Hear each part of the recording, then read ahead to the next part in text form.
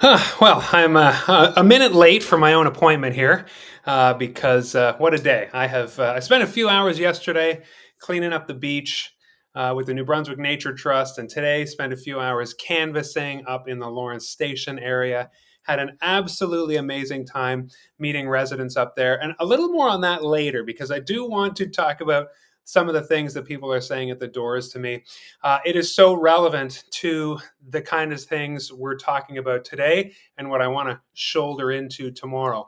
If you are just picking up, this is episode 95 of our daily Live for Five. And the last few days, I'd say the last week, I've been talking about the benefits, the irrefutable benefits of universal breakfast and lunch programs for kids overall in the states, in the provinces, in the jurisdictions, the counties where this is implemented. And that is what the Greens want to see. And this is the reasons why. So if you're looking for reasons on that, look at the past five parts.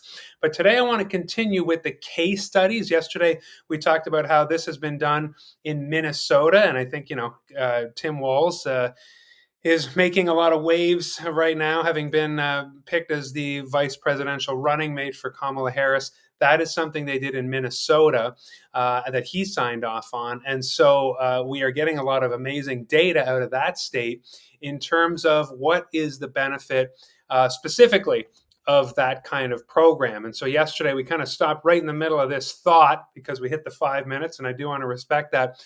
We'll just round up again. Minnesota's recent efforts to provide universal free lunch.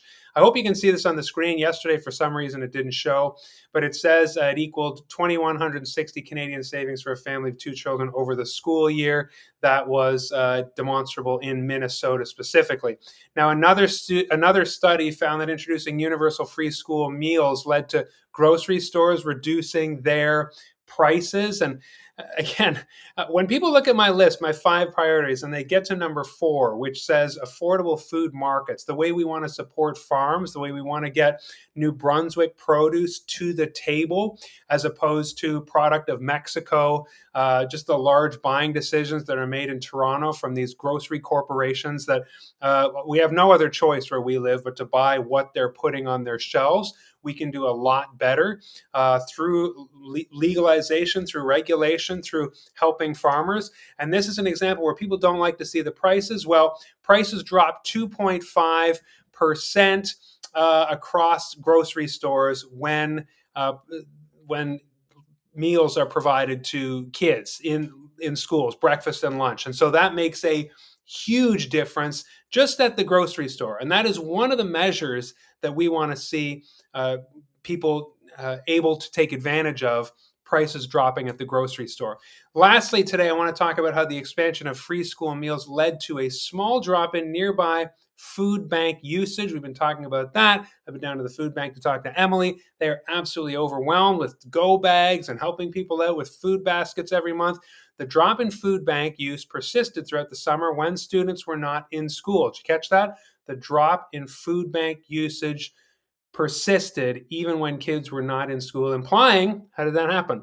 Families are able to use additional resources accrued from the school year to balance children's food consumption year round. So this has an impact not just at the level of families' household wallets and not just, creating more jobs and supporting farmers and all the food to table stuff. I have got to admit, I don't have all the answers. I research things, I bring them to you. This is something I plan to do as your MLA, continue to do, possibly not daily, but weekly or very regular lives like this, and lives where where I'll be here and maybe you can cross-examine me. I talk about how in 4 years as your MLA, when I knock on your door, I want to be able to look you in the eye, and vice versa. I want you to be able to tell me I did a good job, and I want to hear ways that I didn't do a good job over the next 4 years getting us the services we need. But this is one of those things. Affordable food in grocery stores, food banks dropping. And like I say, I was surprised when I looked into what the Greens, what David Kuhn and the Green platform is this election, and saying, my goodness, this plan would alleviate so many of the five things that are going to be my priority for Saint Croix. Now, tomorrow I want to get into corporate subsidies. So I will say that we are talking about spending money on universal breakfast and lunch. I talk to people at the doors, and of course, the first question is, how are you going to pay for that?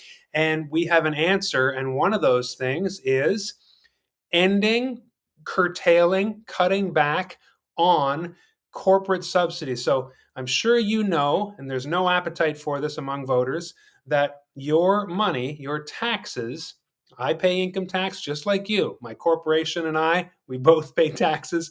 It goes up to Fredericton, and then it goes to provincial corporations. We are subsidizing the business, billion-dollar profitable companies as taxpayers. And it is recommended that we stop doing that. So that's going to be the teaser for tomorrow. I'm going to bring you something that the Fraser Report says. I think the Fraser Report and I, the Fraser Institute rather, and I and the Greens would differ on what we do with the ending of corporate subsidies. But we agree on the substance that they can be ended. And then, of course, I want to talk about an article that broke in June about the pulp and paper and subsidies to them. Okay, so if I keep going, I will just completely talk about tomorrow's episode today. So I hope you have a wonderful day. I loved canvassing in Lawrence Station. And as I said, when I said more about that, it really is about people not having an appetite for subsidizing things like Irving to clean up its gas, things like Irving Forestry, things like pulp and paper. We know that there are millions and millions of dollars going out the door to these huge provincial private companies, and our public money is paying for that, when at the same time we are not seeing basic services that keep us safe being delivered. And that includes things like power lines in Rolling Dam, in Lawrence Station going down, the sense that NB Power is not sending enough crews to clear the brush and the trees and keep them off the line and pave the roads there. These basic services that I talk to people a little older than me at the doors, and they say, I remember a time when we didn't see the power going out once or twice a week, when we saw the crews out, when we knew who was responsible for certain stretches of highway. This is part of that local piece that Greens want to bring back. When everything is centralized, nobody knows anybody and nobody cares for you personally. And I do ask multiple times, did you call your MLA? Nobody calls because they don't think they're going to get an answer. And that is what I want to stop. I want you to feel like, you know what? If I call my MLA, if I call Mark, he'll at least work hard, tell me what's going on, keep me in the loop on getting the solution to this problem. Okay, more tomorrow. I'll see you in episode